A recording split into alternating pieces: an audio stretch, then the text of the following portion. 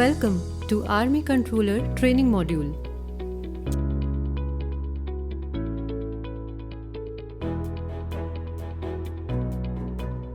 Inspired by Shri Sanjeev Mittal, IDAS, Controller General of Defence Accounts. Lyrics by Shri Sanjeev Kumar, IDAS, Additional Secretary and Financial Advisor, Ministry of Rural Development, Government of India. Presented by Principal Controller of Defence Accounts, Southwestern Command Army, Jaipur. Conception and patronage by Shri Saroj Kumar, IDAS, Principal Controller of Defence Accounts, Southwestern Command Army, Jaipur. Chief Mentor and Reviewer, Shri Himanshu Shankar, IDAS, Integrated Financial Advisor, Southwestern Command Army, Jaipur. Directed by Dr. Bhuvnesh Kumar Verma, IDAS, Joint Controller of Defence Accounts. Assistant Directors, Shri Abhishek Sharma, IDAS, Shri Sushil Riyad, IDAS, Shri Mohan Lal Meena, IDAS, and Shri DK Oza, IDAS.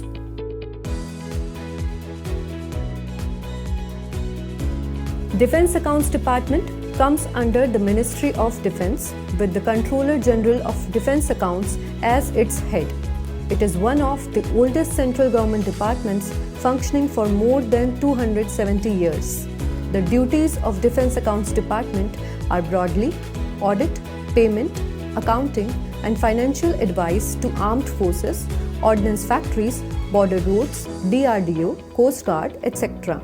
The department is also responsible for making payment of pension to retired armed forces personnel, including defence civilians.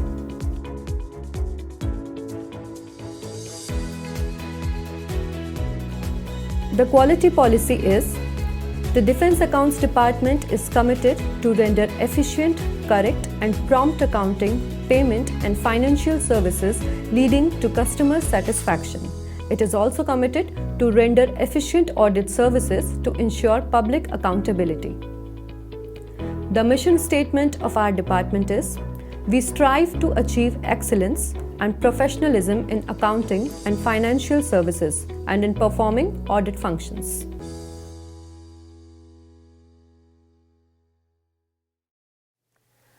Minimum government, maximum governance is the present government's commitment, and being part of the administration, we are mandated to fulfill this commitment.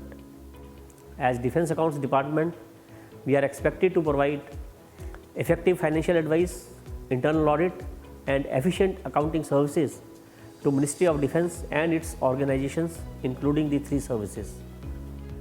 To achieve this, we require a clear sense of responsibility at all levels, integration of the existing work procedures with a dynamically changing work environment by constantly adapting to new challenges quickly in a professional manner. For this, we have to strengthen our workforce with the required knowledge and expertise through suitably devised training programs.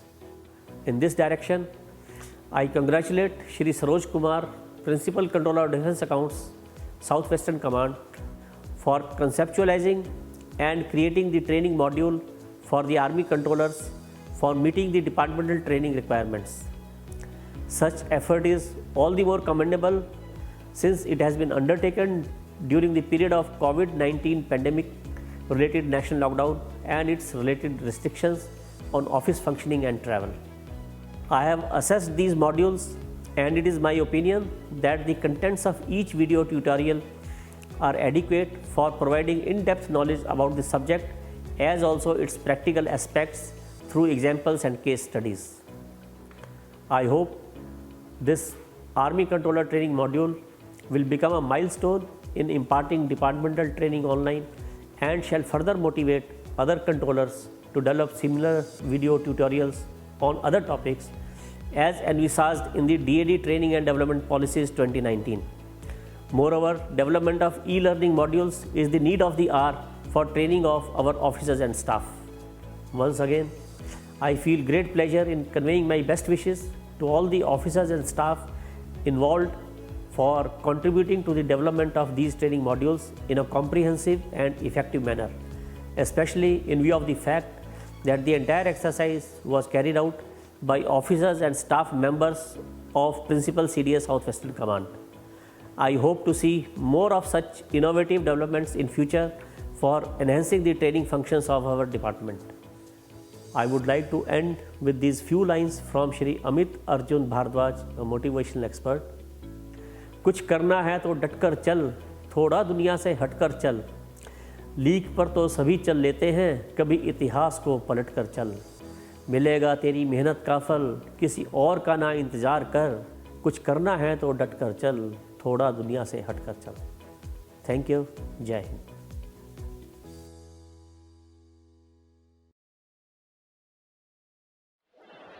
मित्रों, आज देश ही नहीं वरन संपूर्ण विश्व एक भयंकर त्रासदी से गुजर रहा है.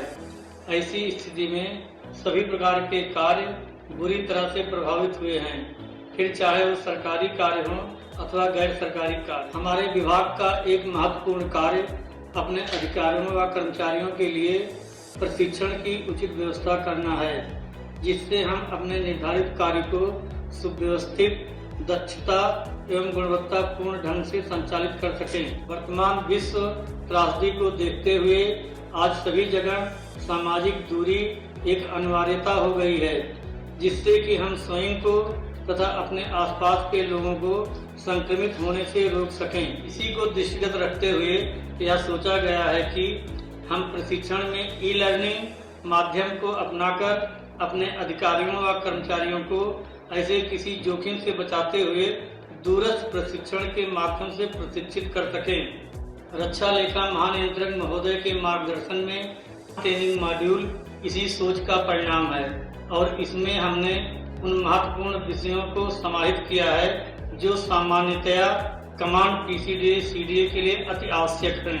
हमारे अधिकारियों और कर्मचारियों ने पूरा प्रयास किया है कि गुणवत्ता पूरी तरह से बनी रहे तथा वर्तमान नियमों अधिनियमों को भी सम्मिलित करने का प्रयास किया गया है. मुझे पूर्ण विश्वास है कि यह मॉड्यूल हमारे लोगों को समुचित प्रशिक्षण प्रदान करने में सार्थक होगा, जिससे वे अपने कार्यों को कुशलता व दक्षतापूर्वक संपादित कर सकेंगे. धन्यवाद.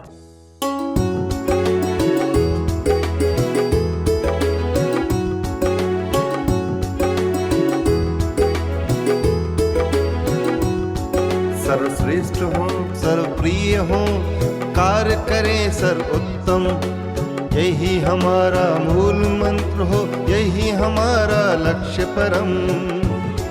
सर्वश्रेष्ठ हो, सर्वप्रिय हो, कार्य करें सर्वोत्तम,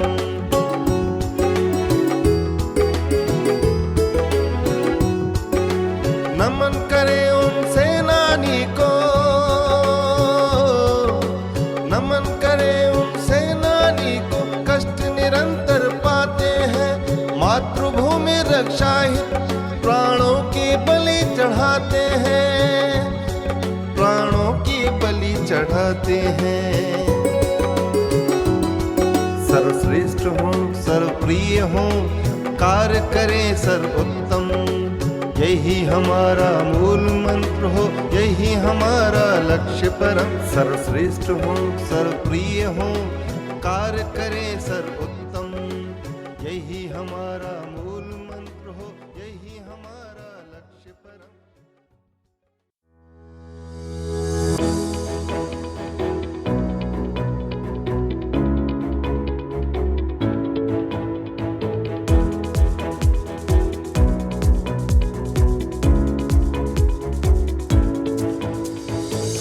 Good morning, friends. I am Anurag Saxena, and together with Ayushi, we are going to talk about stress and its management. Before we begin, let's understand this is not an academic class. We are basically here to understand stress according to a layman's perspective. So we will not be discussing about uh, academic definitions or what philosophically it is said. We are just taking how things perceived by a normal layman and how to come out of a stress. It is said that one's best comes out when one is challenged. Life poses challenges all the time. Look around you and you'll find that life is a big challenge. All of us try to meet these challenges in our own way. Some of us succeed, while others succumb to such life stresses. Much depends on how a challenge is viewed. Let's take an example. One is aspiring to be a, you know, crack a competition exam. He knows he is good for 95%, but the cutoff goes 97%. What does one feel? He feels stressed out. He somehow has to get that extra 2%. How will he get that 2%? He will have to work hard. To work hard, he will have to go beyond his comfort zone. The moment you go beyond your comfort zone, you are stressed. How you perceive stress is your mind conditioning of your mind. It's all between two ears. You can take stress in a negative way. You can and just say, oh, I can't do that. Let it be. Or you can take it as a challenge. You can work hard. You can somehow move yourself to work harder and achieve that eluding factor. We will like to consider in this video how a life condition turns into a challenge or a cause of stress. Let's get started. The word stress. The word stress comes from the French word estressi. It means narrowness, a constraint, limiting of power. What happens when you are stressed? You feel that somehow you are not able to achieve things. You feel that somehow someone is pressurizing you to do something which you are not inclined to. Like I said earlier, it's all a state of mind. When you are in stress, you are compelled to do things which you don't want to do. And this is how stress comes into factor. In simpler terms, it is the reaction of the mind and body to change which disturbs the equilibrium. All the challenges, problems, and difficult circumstances put us to stress. Actually, stress is like electricity. It gives us energy. It increases human arousal and affects performance. However, if the current is too high, it can fuse bulbs, damages appliances. Conversely, too little stress may cause one to feel somewhat listless and low on motivation, which may lead us to perform slowly and less efficiently. It is important to remember that not all stress is inherently bad or destructive. There can be positive stress, which is also known as EU stress. It is one of the person's best assets for achieving peak performance, where an individual rises above changes and problems. Secondly, there is negative stress, when views change and pressures are taken as burdens and rising demands are treated as threats. You know, when a person takes things negatively, he feels I'm not capable of doing things. He feels somehow what is being entrusted upon me, what is being forced upon me, is not my doing. He starts finding ways of running away from the things, and this is where the negative stress comes into play. He will not look at how he can achieve something. He will rather look at how he can just escape the what the work has been entrusted upon to him. The positive stress has a potential of turning into a negative stress when it is applied in too high a quantity. So what we can understand from this is, but the positive stress, however, has the potential of turning into a negative stress or distress. When one views changes and pressures as burdens and views rising demands as threat, it causes bodies wear and tear, and people can perceive it as a negative threat. Let's look at it by an example. You are capable of working 8 hours a day. Somehow your boss wants you to work an extra hour. Good enough. You take it, okay, somehow once in a blue moon, the boss has asked me to do an extra work, I'll do it. That's positive way of looking at things. The other way of looking at things is he is not sitting and he asked me to do the work. Then you are taking it as a negative one, and then can manifest into harming your body and your thinking. Like I said earlier, stress is all between two ears. It's the conditioning of your mind. It's how you position your mind, how you understand how things are perceived, and how you react to things. Another real life example for you. We all know the famous dancer Sudha Chandran. In the tender age of 16, she got her leg amputated after an accident. She faced this tough time very bravely and eventually became a famous Indian actress and a classical dancer. She could have easily said, I am amputee. Why should I take the burden of dancing? Why should I even walk? I can handle a crutch. I will just let people handle me out. She could have taken it the negative way.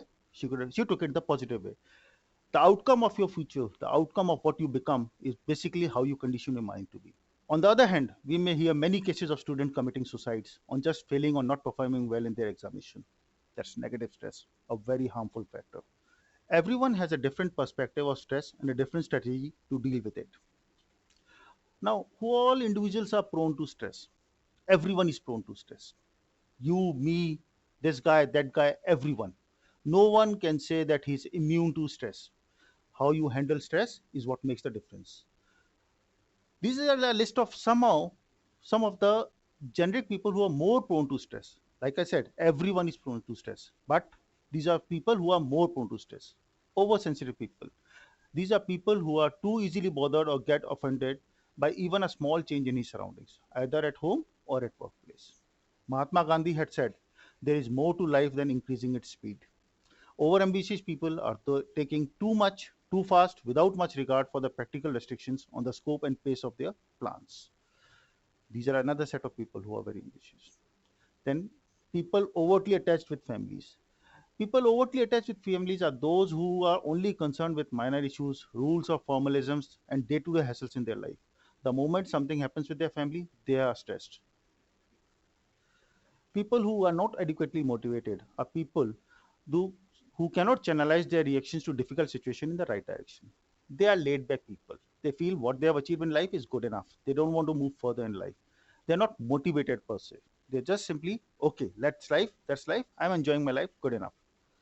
Then feeling of being in the wrong job. Lot many of us feel that we are not adequately getting the job what we deserve. Some people may feel, I deserve to be an IAS. Some people say, oh, I am in the wrong job, I should have been more in the public domain, a job which would have allowed me to travel more. Some people are happy sitting in the office. So if you don't get a job which is as per your liking, you may feel stressed out because the environment is not as per your liking. Then there are individuals with poor physical health. This is the most common cause of stress. When you are not physically fit, anything and everything is going to affect you adversely. You will feel even the smallest of pressure. The boss asks you to work extra half an hour, you feel fatigued. You have to run down to catch a bus, you are stressed out because you're not physically fit to run behind the bus.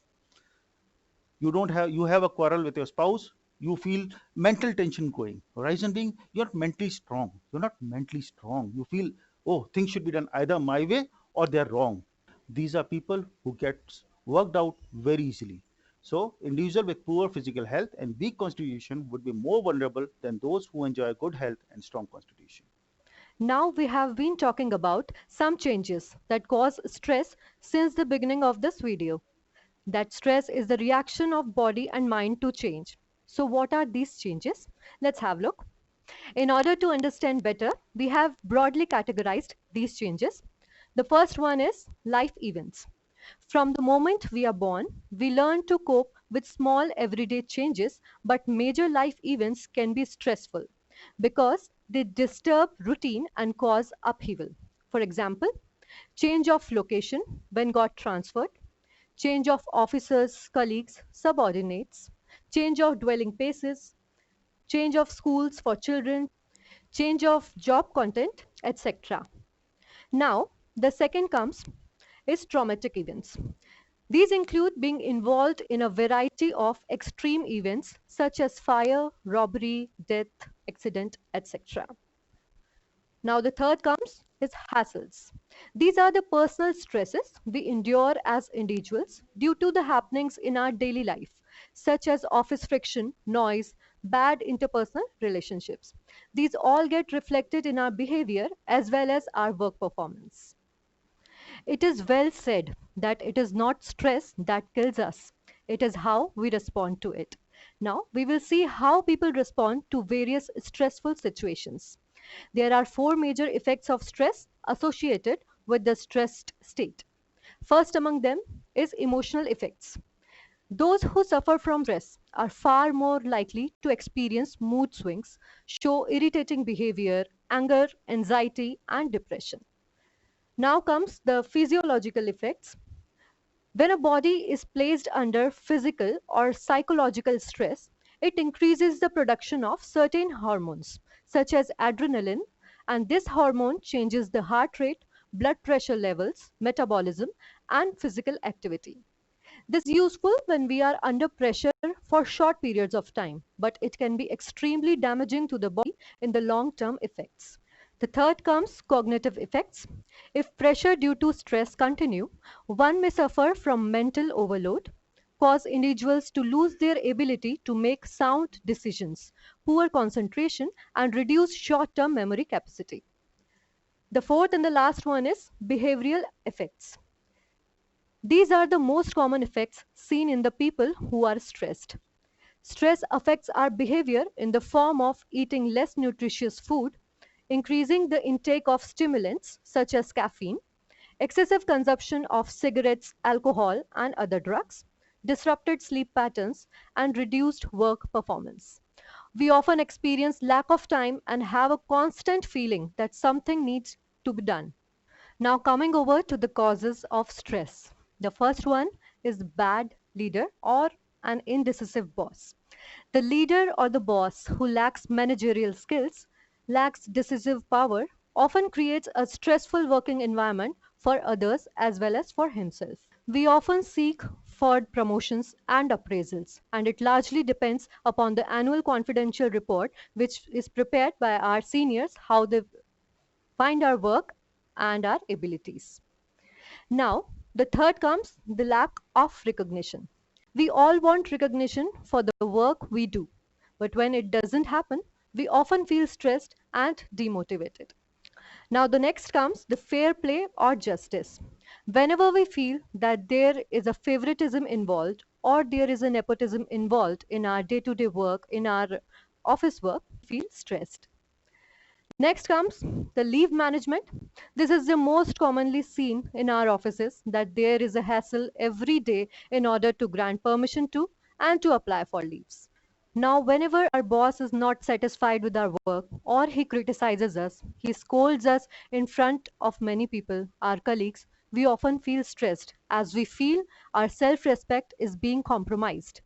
No one can take it well when it comes to sacrificing or denial of his self respect, either in office or at home, thereby causing anger, frustration, and sometimes even violence.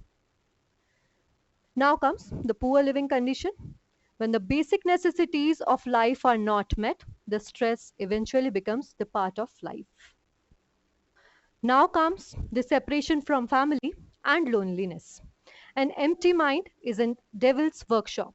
When alone, our mind will automatically start processing negative thoughts, and this happens when you are alone or separated from family. Next come the career changes. Every new career demands different set of skills, require adaptation to the new working environment and working culture. One often finds it difficult to adapt to new changes. Also, the retirement blues. Complete change in the routine makes it difficult to enter the new phase of this life. Now, the most important cause of stress is expectations, reality, and acceptance. As a normal human behavior, we have some expectations from our jobs, colleagues, and relatives. We think that everything will happen according to our expectations, and thinking this, we neglect the reality. But when those expectations are not met, and when we find it difficult to accept the reality, stress eventually comes. The last one is the comparison. By comparing ourselves with others, we often lose our confidence in ourselves and get demotivated. Now that we have understood what stress means and what are the factors that have caused stress, the important part that comes into play is how do we cope with stress? Everyone has a different way of handling stress. Everyone has a different way of understanding stress and how to cope with it. In recent years, the conviction has grown that it is how we cope with stress and not the stress one experiences that influences our physiological as well as social functioning and health. Now, organizational measures are measures taken by the organization for the general well being of its staff, for the people working in the organization, and these are means through which stress can be reduced. The most important part is motivation. It comes in the form of social and economical security, provisions for promotion, and decent pay structure. Even in the government sector, there is promotional aspects. There is an annual increment which comes into play. These are all motivating factors. We are not going to discuss various motivational theories. We are not going to discuss segment theory of motivation. We are not going to discuss anything. Everyone is motivated by a different set of factors. I may be motivated by money. You may be motivated by image. Some other person may be motivated by public well-being. Everyone has got a different set of motivation. Everyone has a different set of motivating factors. But roti, kapra, and makan are the perpetual standard motivators for all people, wherein the factor of security, social acceptance, esteem, and promotional provisions come into play. The organization can provide for security by ensuring job security, timely payment of salary, which will help the person be confident that he will be able to meet his family needs, his financial needs time to time. Social acceptance will give the person a chance to be recognized in the society that he has achieved a place or a position of power or position of eminence. Esteem, everyone has got esteem. You just can't say that I don't have any self esteem. Everyone works for his self esteem.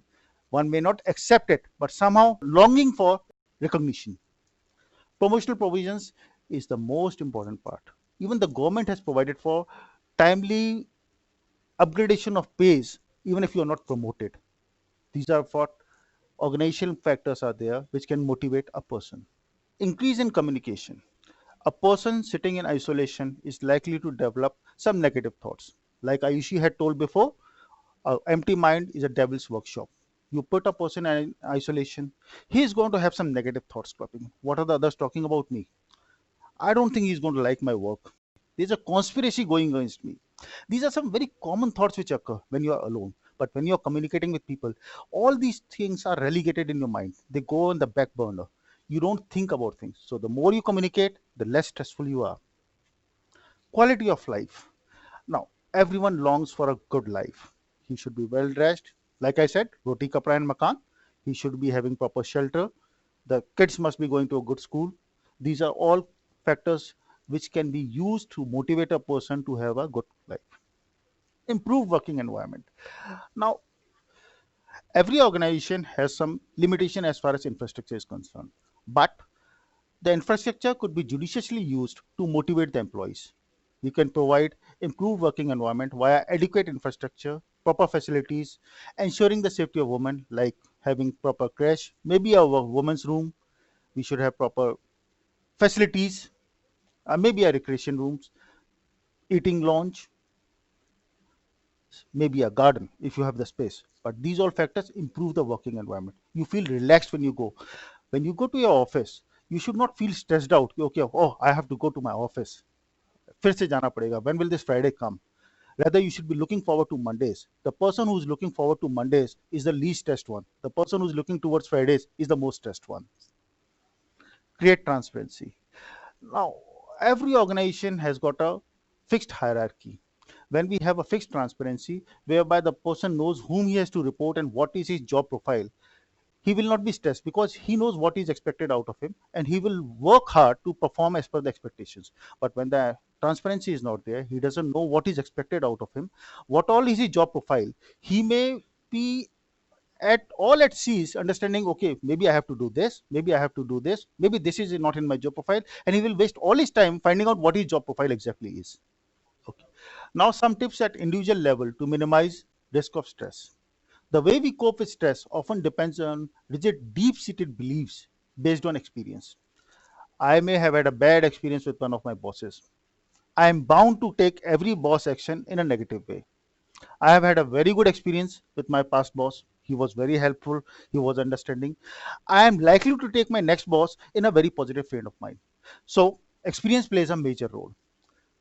Another example, we are caught in a traffic jam. It's bumper to bumper traffic. The cars are not moving. You're sitting. The moment you see a green light, you start honking, believing that the person in front of you is just going to take his car and fly off. How will he move unless the car in front of him is moving? But still, we feel satisfied. I have honked. I have vented out my pressure. You handle your stuff. So, how you handle things is all upon one. No one other than us can reduce the stress caused to ourselves. So, how to reduce the stress and minimize the stress? Let's have a look. Educating spouse about your mental stress. Let them know what actually your situation is, how stressful you are. A person may not be able to change his working environment, but he can certainly ask his or her spouse to change the environment at the home so that he is less stressed out at the house. When he is less stressed out at the house, out of 24 hours, maybe 18 hours, maybe 10 hours, he is less stressed out. And this will help him relax and face further stress when he reaches his office. Build self-esteem. Do not create stress for self. When you have confidence in your own worth and abilities, so even when one questions your abilities, you don't feel demotivated and depressed. Financial security. Not everyone is born with a silver spoon. We have to be financially stable, cater to our old age, to cater to the education of our children, to maybe cater for their marriage and further education. So, how do we do that? We have to be financially stable and we have to save. We have to be smart. We have to invest adequately. How much to invest, how much to save is upon a person. Some people live for today. They say, who cares for the old age? We may not even have adequate stamina to eat things at that time. Not the word stamina, or the physical capacity to eat things. When I'm 60, maybe I will be eating a lot of medicines and less of food. I don't want to save. Some people feel, no, no, I'll save for my old age. I am getting adequate salary right now, but when I retire, I should be having a car, maybe a house, my children should be settled. So, as per your requirements, you need to save. Never compare. Now, this is the most important and easily said part. It's very easy to say don't compare, but we're always comparing. How come he's getting a better salary than me? How come his work is being appreciated more than me, whereas I have done a better job? He was always behind me in the class till 12th. Still, he's my boss. He passed the competition exam where I couldn't pass it even after 4 attempts. Why? We are perpetually comparing, and that is the major cause of stress. It's very easy to say don't compare, but the moment we start accepting realities, like Ayushi had said, reality, expectations, and acceptance, these are keywords. If you can accept what is there in reality, you have your comfort zone, you have a limit, threshold limit whereby you can go beyond your comfort zone. Go beyond your comfort zone. Try and achieve things. If you can't, accept what you are. Because if you won't and you keep on comparing, you are bound to create stress for yourself forever. Improve your ability to communicate. Now, even if I'm talking to someone, you are talking to someone, and you're not able to put across your point, the other person may not see your viewpoint in the way it was perceived by you. And naturally, when he's not seeing things as per your perception, he's not going to act upon that. When the other person does act upon your perception, you feel stressed out. Oh, he's not even listening to me. Happens a lot with kids. With every kid, once they are teenagers, the parents ask them, don't do this, do this. The kid says, yeah, आप तो मेरी सुनते ही नहीं हो. Why? Because they're not able to communicate. Communication is a two-way street. Unfortunately, we treat it as a one-way street. We treat whatever I say, let others listen. What they are saying, I'm not going to listen. And then we expect people to listen to us. It's not going to happen. Improve upon your communication skills. Learn to listen. Adapt. Things cannot be as per your liking at all times. You have to change with times. You have to change with changing demands. Today, your boss may demand something else. Today, your son may demand something else from you. Tomorrow, it may be something different. You will have to learn to adapt. There may be a lot of instances where a person was not using computers throughout his life and now is being forced to use computers in his working place. He has to learn to adapt because computers are part of life. Today, mobiles are becoming a part of life. One has to learn how to use a smartphone. You may find n number of people who would be very happy using a very small feature phone, but they will have to learn to adapt sooner or later. Forgive and move on. Let bygones be bygones. Try not to bring up past events when dealing with current problems. Move on and deal with the current situation considering current facts. Let's not dwell upon the past. Learn to accept criticism. Instead of being angry and frustrated when someone criticizes you about your work or behavior, always try to take that criticism in a positive way. Try to improve upon things. Try to look upon things from the other person's perspective. Maybe you were wrong. Instead of just taking a criticism head on, let's try to understand what the people wanted. A criticism, when taken rightly, refines and polishes you and your work. It is said, diamonds are made under pressure. Better time management. We often feel that if we had time, we would have done that, we would have done that, I could have accomplished that. We always blame shortage of time for our failures. But it is not the time which should be blamed. It is our poor time management which should be blamed. So we can make a to-do list and prioritize our work, thereby giving adequate time to every work in the list. Seek help when under stress. Do not feel ashamed to talk about your stress and to ask for solution to your problem. When you communicate with people, there may be some people who may be, you know, seeing things in a different perspective than what you are seeing. And when they say, when you have a different perspective, maybe the stress will simply go away because you never thought of that solution. So communicate, remain cheerful and positive. Now, how can we relieve stress?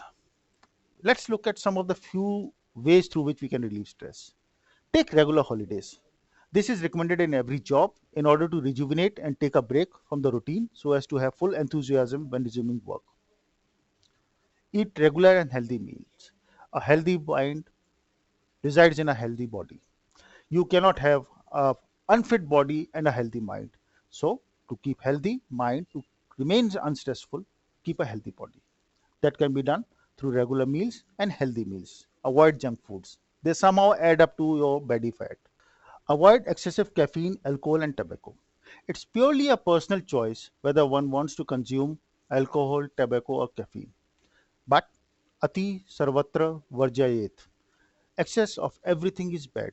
Please avoid using excessive caffeine, alcohol, or tobacco. If taken in a proper quantity, a limited quantity, it may be good or bad, but personally, excess would be bad. Regular exercises. A fit mind only resides in a fit body. A fit mind cannot reside in an unfit body. So exercise regularly, mildly.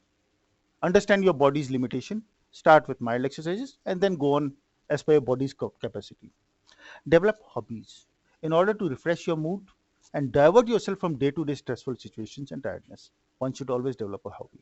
The hobby could be anything. You could take on drawing, you can take on writing, you can even write a novel if you feel like. Face up to work and relationship problems. You cannot avoid problems. You have to deal with them every moment. And the more you delay them, they are going to pile up.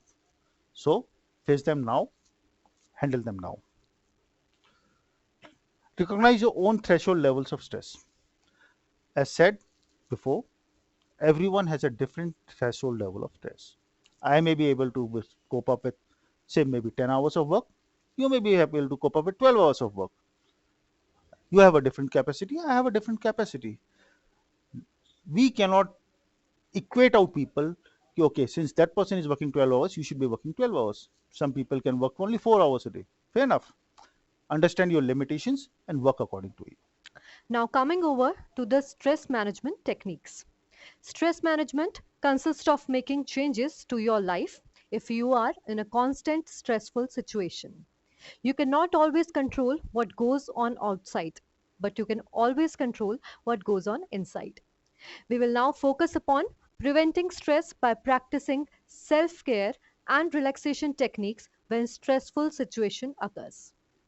First comes breathing. By paying attention to the breathing, we can improve both our physiological and psychological health. We have two ways in which breathing technique can be used. First one is chest breathing. It will be shallow, irregular, and fast. It will improve the capacity of your lungs and thereby making you healthy. The second one is abdominal breathing. In this, we have to contract and expand our abdominal area in a slow and regular manner while breathing. Now comes the meditation. Situation comes when we tend to overthink. We have a lot of thoughts constantly running in our mind, which ultimately cause stress. In such case, our second technique comes into picture, which is meditation. It is a training which aids physical relaxation, controls our thought process, and help us handle our emotions. Now the question arises, how to control our thoughts and how to do meditation? And the key is to try to focus on only one thought at a time, and it works like a miracle. Or if you are facing problem on focusing on one thought, you can include chanting of a mantra or use breath control. Or if you are facing problem on focusing on one thought, you can include chanting of a mantra or use breath counting mechanism. Now comes the visualization. It is a form of energy in which you think your thoughts as reality. It is often said that what we think tend to happen. Now coming over to the applied relaxation techniques, it is said that it is a good idea always to do something relaxing prior to making an important decision in your life. Now that we have already learned about stress management techniques, moving forward to the applied relaxation techniques. Now, what stress is? Stress is who you think you should be, but relaxation is who you are. Coming over to the techniques with first one is self hypnosis. It is done by closing your eyes where our thoughts and images becomes real. The second one is yoga. We all know it is a powerful tool to relax both our body and mind. Doing yoga poses make us calm, positive, and energetic. Now coming over to the last part of this module, which is commandments for peace of mind. We should follow them in our lives to live a stress-free and a positive life. Moving forward, first one is do not interfere in others' business unless asked. Please pay attention unless asked. Most of us create our own problems by interfering too often in others' affairs. We do so because somehow we have convinced ourselves that our way is the best way. Our logic is the perfect logic. And those who do not conform to our thinking must be criticized and steered to the right direction, which is our direction. This thinking denies the existence of individuality and consequently the existence of God. God has created each one of us in a unique way. So, two humans can think or act in exactly the same way. All men or women act the way they do because God within them prompts them that way. There is God to look after everything. So, why are you bothered? Mind your own business and you will keep your peace. Second one is forgive and forget. This is the most powerful aid to peace of mind. We often develop ill feelings inside our heart for the person who insults us or harms us. We nurture grievances. This in turn results in loss of sleep, development of stomach ulcers and high blood pressure and many health conditions. This insult or injury was done once, but nourishing of grievances goes on forever by constantly remembering it. Get over this bad habit. Believe in the doctrine of karma. Life is too short to waste in such trifles. Forgive, forget, and march on. Love flourishes in giving and forgiving. The third one is do not crave for recognition. This world is full of selfish people. They seldom praise anybody without selfish motives. They may praise you today because you are in the power. But no sooner than you are powerless, they will forget your achievement and will start finding faults in you. So, why do you wish to burden yourself in striving for their recognition? Their recognition is not worth the aggravation. Do your duties ethically and sincerely and leave the rest to the God. Do not be jealous. We all have experienced how jealousy can disturb our peace of mind. You know that you work harder than your colleagues in the office, but sometimes they get promotions, you do not. They get appreciation, you do not. You started a business several years ago, but you are not as successful as your neighbor whose business is only 1 year old. There are several examples like these in everyday life. Should you be jealous? No. Remember, everybody's life is destined differently. If you are destined to be rich, nothing in the world can stop you from being a rich person. If you are not so destined, no one can help you either. Nothing will be gained by blaming others for your misfortune. Jealousy will not get you anywhere. It will only take away your peace of mind. The next comes change yourself according to the environment. If you try to change the environment single handedly, the chances are you will fail. Instead, change yourself to suit your environment. As you do this, even the environment which has been unfriendly to you will change and seem congenial and harmonious. Thank you, Ayushi. Moving further, endure what cannot be cured. This is the best way to turn a disadvantage into an advantage. Every day, we face numerous inconveniences, ailments, irritations, and accidents that are beyond our control. If we cannot control them or change them, we must learn to put up with these things. We must learn to endure them cheerfully, thinking God wills it, so be it. God's plan is beyond our comprehension. Believe in it, and you will gain in terms of patience, inner strength, and willpower. Do not bite off more than you can chew. This maxim needs to be remembered constantly. We often tend to make commitments which we cannot honor. We often tend to take more responsibilities than we are capable of carrying out. This is done to satisfy our ego that, oh, I am capable of doing so much. We should know our limitations. Why take additional loads that may create more worries? You cannot gain peace of mind by expanding your external activities. Reduce your material engagements and spend time in introspection. Indeed, this will reduce those thoughts in your mind that make you restless. Uncluttered mind will produce greater peace of mind. Meditate regularly and introspect. Meditation calms the mind and gets rid of disturbing thoughts. This is the highest state of peace of mind. Try and experience it yourself.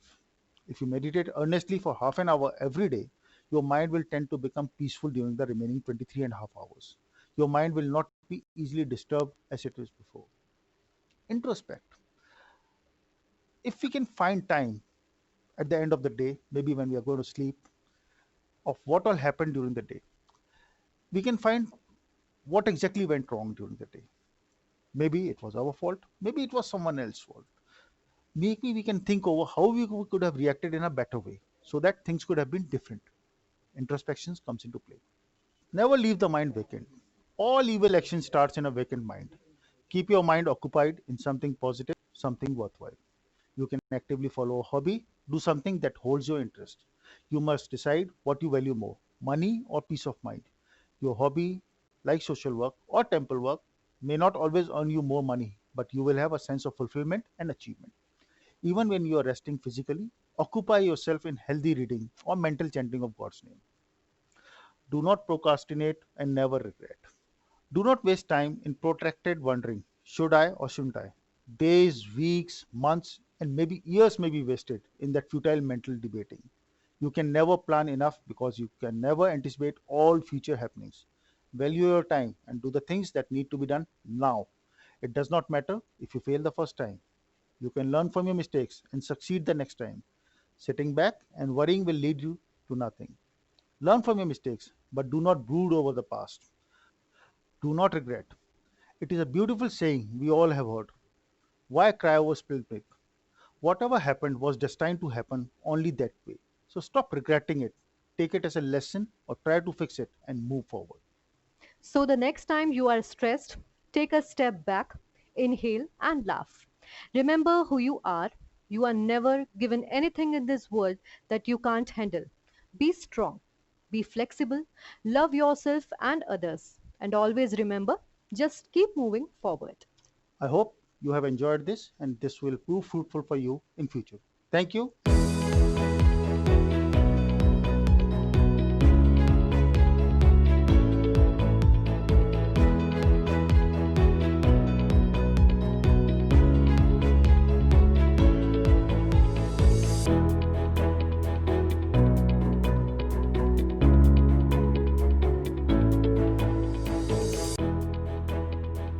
कर्मण्यवाधिकारस्ते मा फलेषु कदाचन मा कर्मफल हेतुर्भु माते संगोत्सव कर्मणि।